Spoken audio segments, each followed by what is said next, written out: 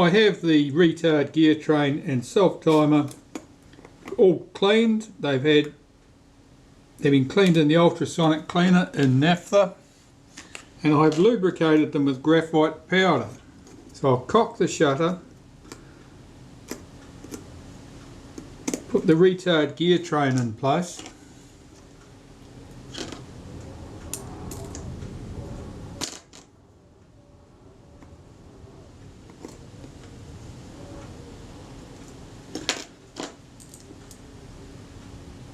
and see what sort of timing we get.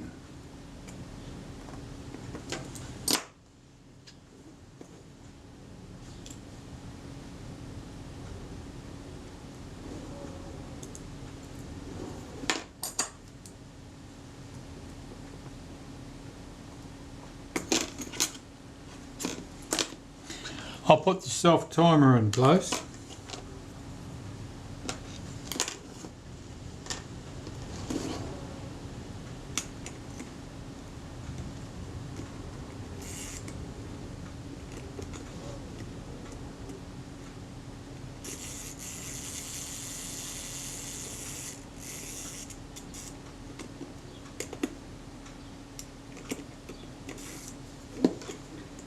See if I can get the thing seated in the body correctly.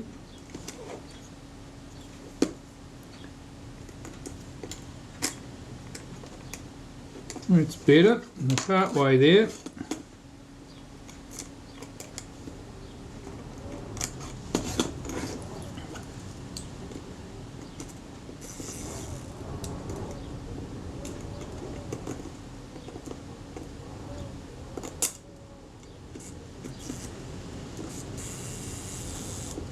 Okay, get it screw in place.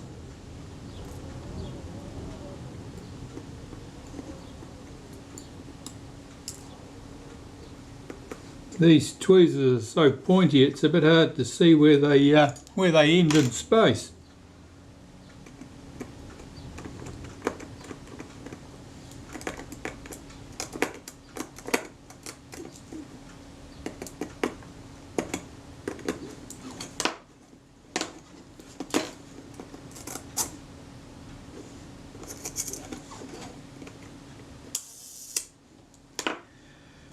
Right, let's cock the shutter, see it run right down.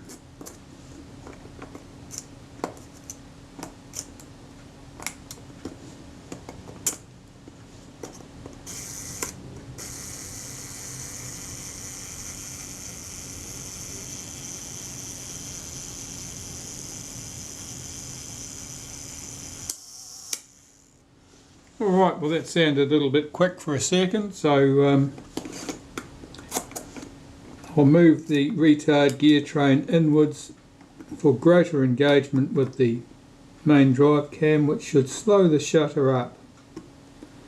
Oh, that was probably too far, but we'll just try it there anyway. That sounds a bit more credible. Okay, so that's good. So we've got our speed trains in, they're both working, and I just need to put the other components in, close this up, and then test the shutter speeds. Right, let's get the internal cocking ring in place. So I'm just running some molybdenum paste around the inside and outside edges. The spring hooks over that post, the post that I had so much fun tightening up because you need a special screwdriver to do so. So we get that into place. The pinion that cocks the shutter is here. I'm just going to put a touch of molybdenum paste on the shaft of that. Drop that in place. That should sit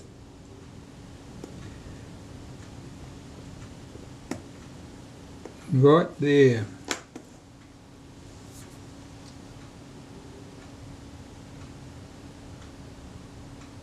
I think that's correct. The catch that holds the shutter in the cocked position fits over the shaft there.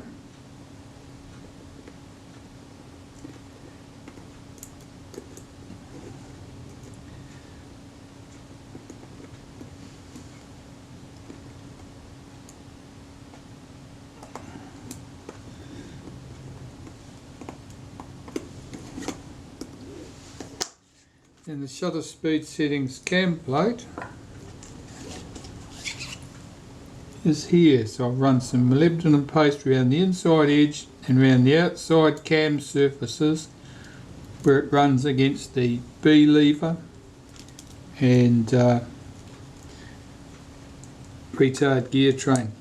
I'll also run some on this surface because that rubs on the case.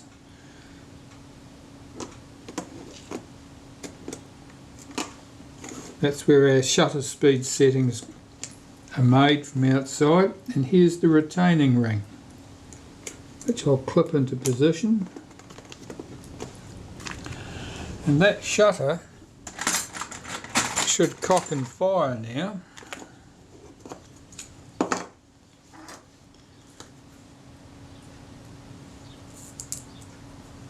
Let's set it to an 1/8 of a second, which is there. See what sort of result we get. That sounded a bit slow to me, but I did feel something hit my finger as it went past, so I may have been delaying that action.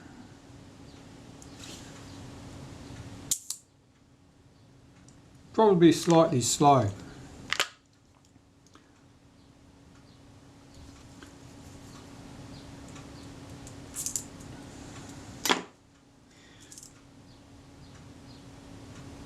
I'm looking at the state of the pin on here, on this arm, and I can see that it's not straight, it's been bent. If I was to straighten that up, that would actually make that shutter run faster, and we're trying to make it run faster, so it makes sense to straighten that pin up.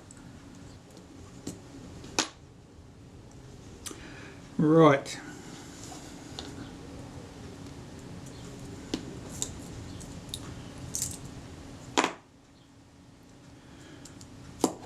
There's my pin, and it's currently bent outwards. I'll bend it back up straight a bit, which will make the shutter run faster.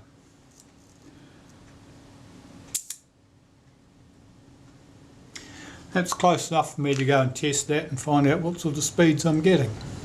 Well, only a tiny bit of tweaking backwards and forwards, and that shutter is great. That's working exactly as it should do. And now I can see about mounting the shutter back into this part. But first that will need some cleaning, because as you can see it's a bit grimy. I'll start putting this shutter back into the front of the mount. This is the lens mount really. Let's get everything in the right place. That sits there. Now there's a small pinion gear.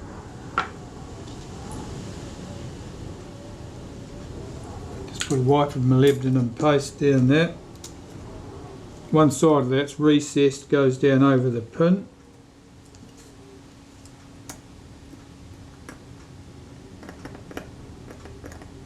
Just check that revolves smoothly. That appears to be fine.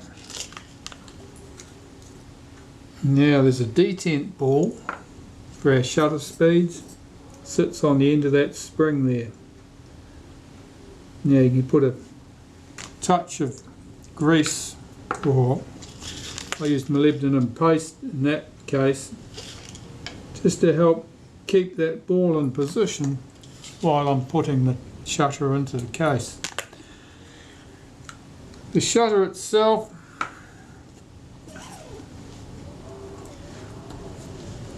where these detents are, that's where that detent ball drops into those notches. That gives us our shutter speed detents. So I just rubbed a bit of molybdenum paste on there, and this piece rubs against the case at that point, so a bit there doesn't hurt.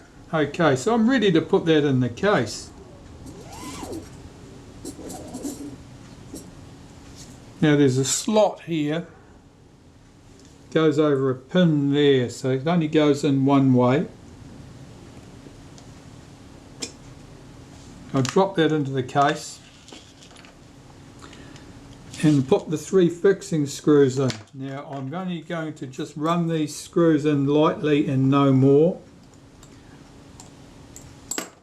because there are 2 things to watch out for at this stage.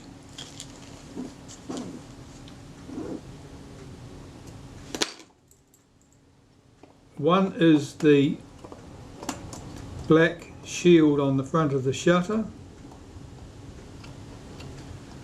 which has to be centered around the lens tube, and the other is that pinion gear and the way it meshes with the cocking ring in the shutter. So with that very lightly in place, if I cock this, I can check to see whether that gear engages. It seemed to go smoothly. I'll tip this over and see if this mask is centered and sitting around the lens tube correctly, and that appears to be good too. So I will tighten my 3 screws up. Well, that's the mutilated one. And test everything again.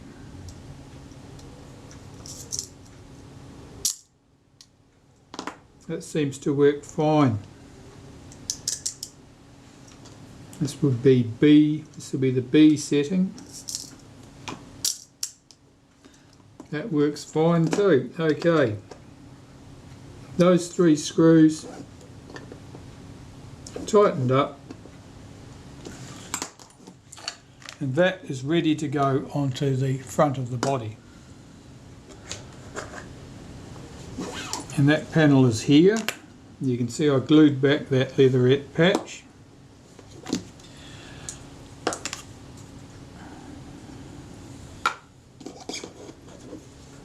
Here is the shutter release arm. I'm putting a wipe of molybdenum paste on the end of that. That's where it couples to the arm on the shutter, just so that I can be sure that there won't be any undue friction at that point. And this should just fit in here. Got to get the flash contact in through the hole.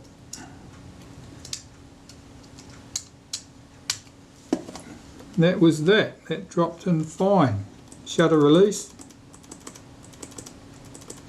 That seems fine. And we have 4 fixing screws.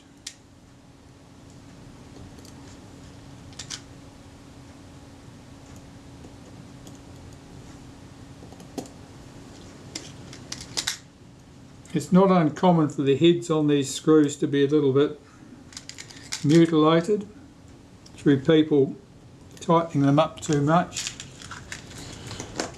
2 of them are down deep in the holes here where you can't see them. Put your best 2 screws down the bottom there. It's going to give you the best chance of getting the screws done up tight without incident. And the 2 less than pretty ones you can leave at the top, where at least you'll have the advantage of being able to see what you're doing with them.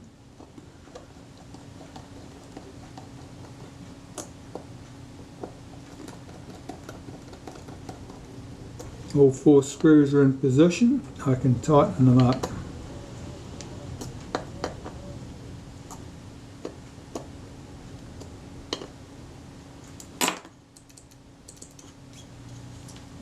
Okay, so that's our shutter back in the front of the body, and I can start refitting all the control equipment on the back here. Now it was the control stuff that was stickiest on the shutter and was causing the main cause of the issues with the shutter and this camera. So I've just got to make sure I get everything clean, lubricated correctly and back in the right place. I'll start here by putting the shutter release lever back on the back here. So I'll put its spring in place. The lever, very light wipe of molybdenum paste on that front surface. In the notch there where the screws will be guiding it, and then get this into position. Got to get it on top of that spring, of course, which it may or may not want to do. Yeah, that went without a fight. The two shoulder screws that hold this in position.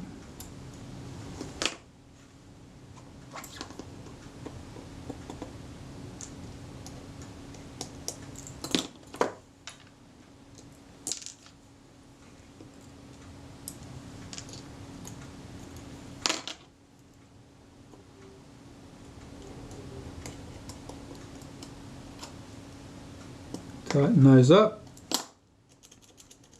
Check that that still moves smoothly. That's all working very well. Now the rest of it. So this control disc here, which controls the opening of the shutter blades for viewing. There's a shim washer goes on there. There's two shim washers, that's the larger of the two.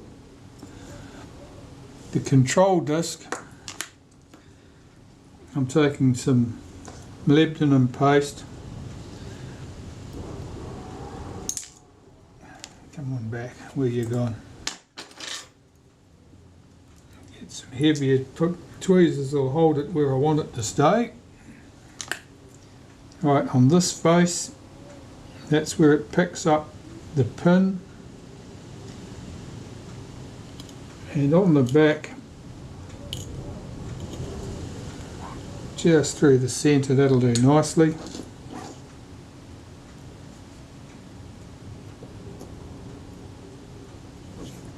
Now that sits there like that. There's a little pinion that goes on there. There's a little tag on the pinion that drops into that slot. So I'll just give this a wipe.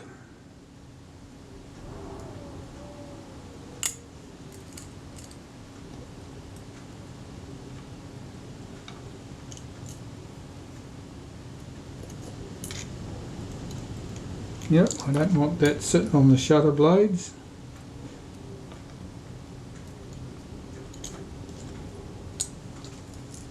Revolve that until it engages. That's better, right there.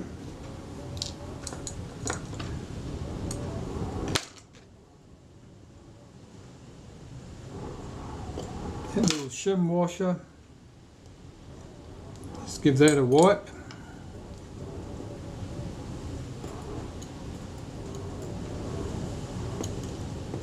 Put that in place on the top.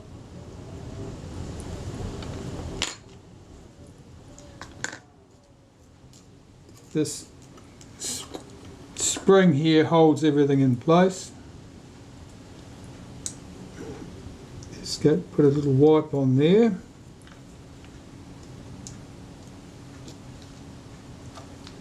And one screw that holds that all together.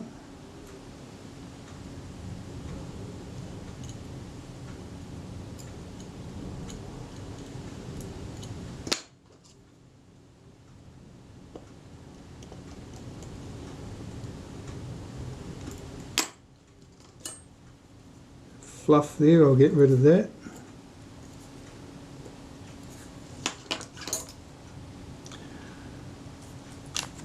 That looks good. That certainly moves freely. Okay.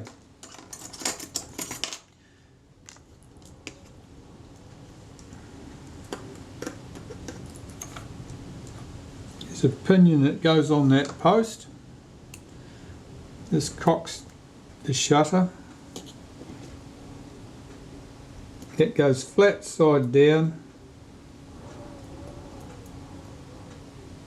That raised boss in the centre goes upwards. This has got a D-shaped slot and I'm trying to line the thing up. That's better.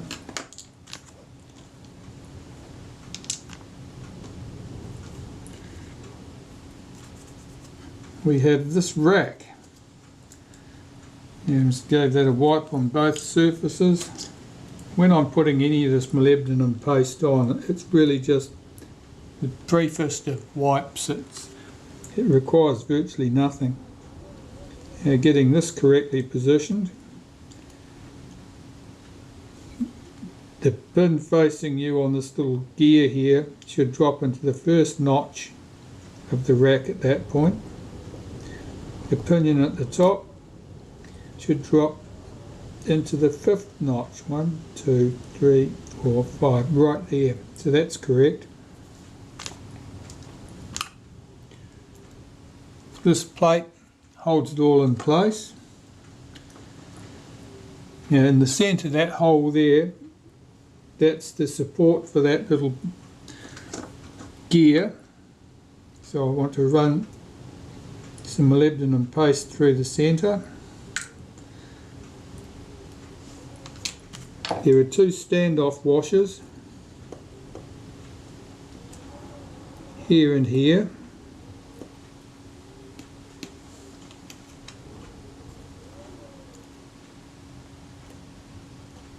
Put that plate in place. 2 screws hold that in place.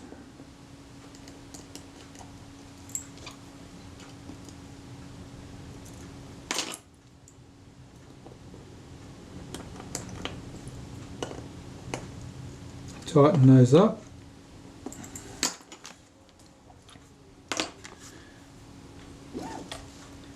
Now this gear and the bush that goes through the centre of it, that gear was on back to front before, so it may have had more friction than it should. I'll just run some molybdenum paste through the centre of that. Fit the bush in the middle. Now here you could be using whatever grease you happen to have, graphite grease probably. Put that in. Now the flat side of that gear should be towards the case here. One side it's slightly relieved, it's got, in other words, it's got a raised centre. That should be towards the front.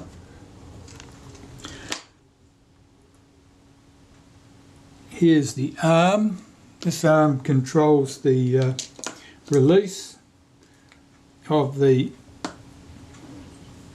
rack, which controls the completion of the shutter cycle, and it also controls the flash contact to, basically it disconnects the flash contact when the shutter blades are open in the viewing position. Otherwise, as soon as you cock the shutter on your camera, it would fire the flash.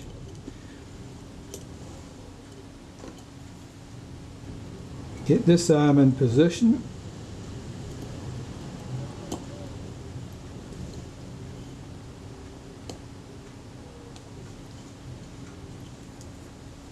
And we have the screw through the centre.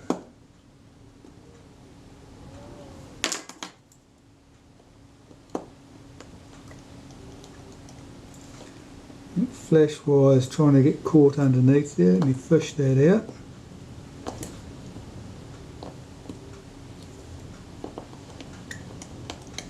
That's better. And that's all in place. I can tighten that screw back down on that bracket.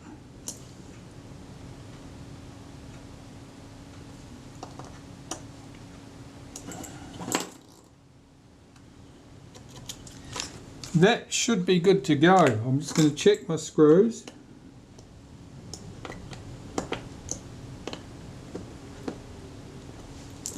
That one on the arm's not right, it's not centered correctly. The arm's not moving around the shoulder of the screw, it's trapped underneath it. That's better. Now we'll see if that mechanism works. So here I have the transfer shaft, the cam, front and rear from parts cameras. I'll put this in here and I can use this to cock the shutter and see what happens when we release it. The shutter blade's closed down, ready for taking the photo. If I lift this arm, the action will complete and the shutter will run down. So that's happening now. That wouldn't happen earlier. It would stick, it didn't want to move. I'll put some tension on that spring. Do that again.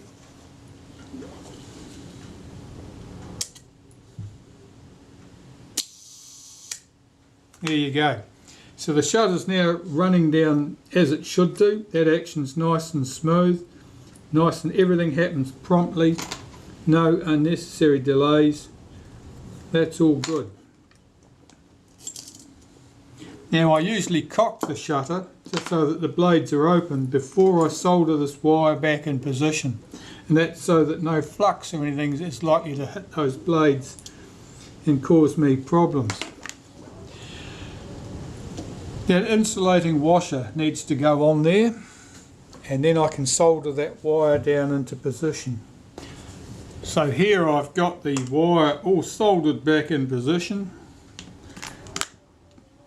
I'm putting some black paint over that soldered joint.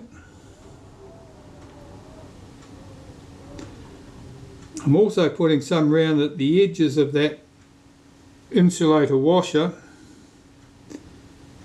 which will effectively glue it in place. Not that it's likely to flap anyway, but that just makes sure.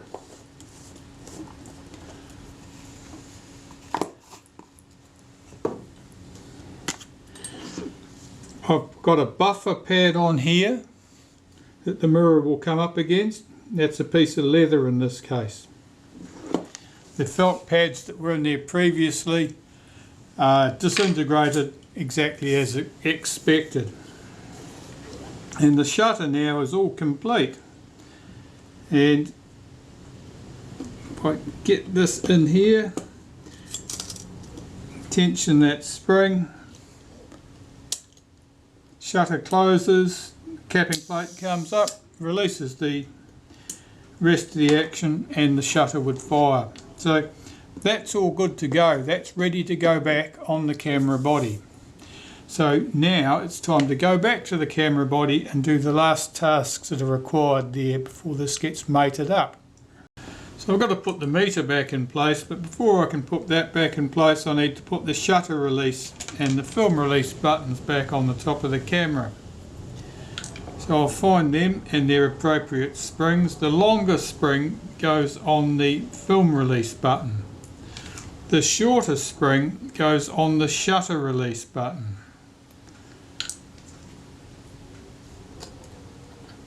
I'll just pop them down into place in the body. At the top here I've applied some synthetic grease to the gear, and I'll fit my meter into position. There's a couple of little plastic pins on the bottom of this meter which engage with positions on the camera top. Getting it wriggled into position where it'll stay is always a bit of a challenge.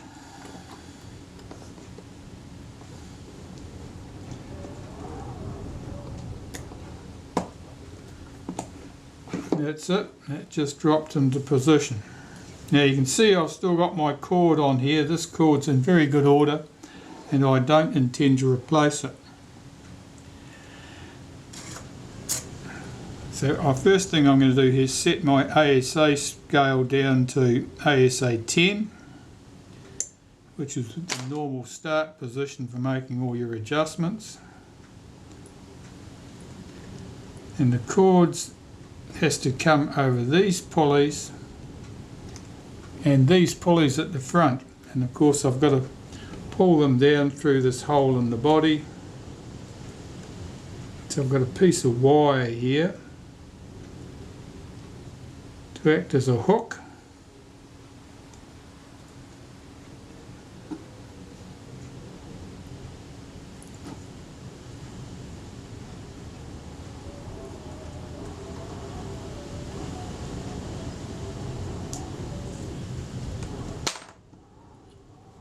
I can pull those ends of the cord through.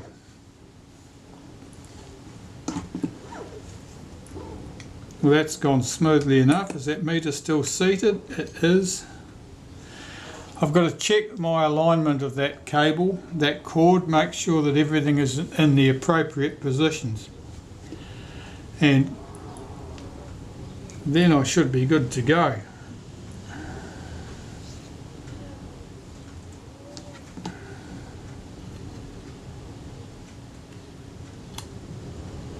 Keeping these two cords aligned and not crossing over each other is always a challenge.